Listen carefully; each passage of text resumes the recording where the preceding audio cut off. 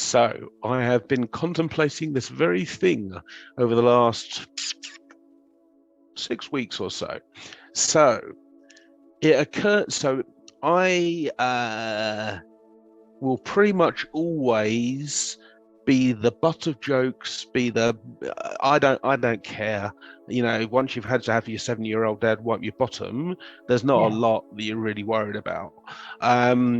So I was contemplating the fact that I describe myself as, at best, an anomaly. Because I came into the world because my birth mother, Nigerian, was married to, forced, heavily encouraged to get married at 20, brought over to England at 21, then, and it's not all Nigerian men, but it's enough that it's a stereotype. They treat their women pretty poorly, they're philanderers, that sort of stuff. So my mum's husband at the time was doing all that, going off all over the place and leaving her alone and giving no support. So she met this guy, Spanish guy, who's my birth father. I don't know him. And being from Africa and not knowing about contraception or birth control, they got physical. I'm produced. Now I'm a virtual clone of my mother. It's my mum looks like me without the beard. And her husband at the time was black. So my half sister is black. I'm sort of golden beige, like a sausage. And so my creation was not for my own purposes. It was for the purposes of comfort between two other people. So the reason I was adopted is because my parents' own son, my older brother, the delivery was incredibly traumatic, 18 hours, and he basically pulled my mother's womb out of her body. So she had a womb prolapse. And she was very conscious of her sister's son being an only child. And she didn't want her child to be an only child. So she couldn't produce one herself. So they went out of their way, white British family in the 70s, to adopt a mixed-race child. So I'm adopted for their son, really. And that's fine. So I'm very comfortable. Yeah, I'm very comfortable. I don't need really anything other than I can produce myself.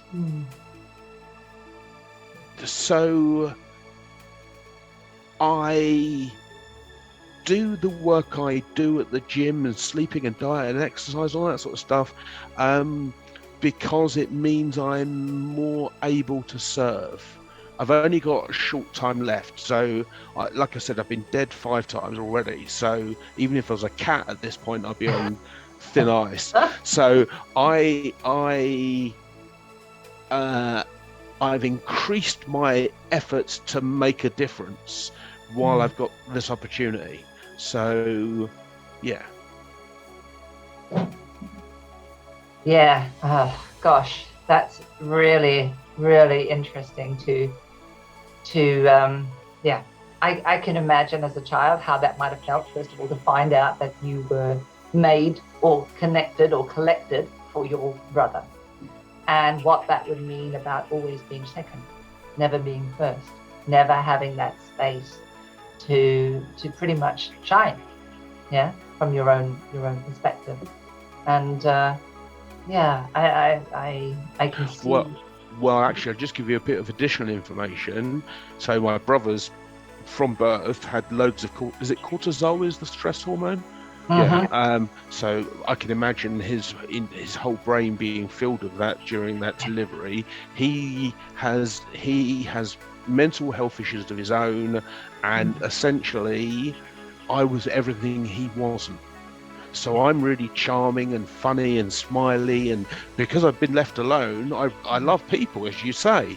And he basically spent 2 hours explaining just how much he hated me and all the reasons why I wasn't the person he wants me to be, which pretty much is non-existent.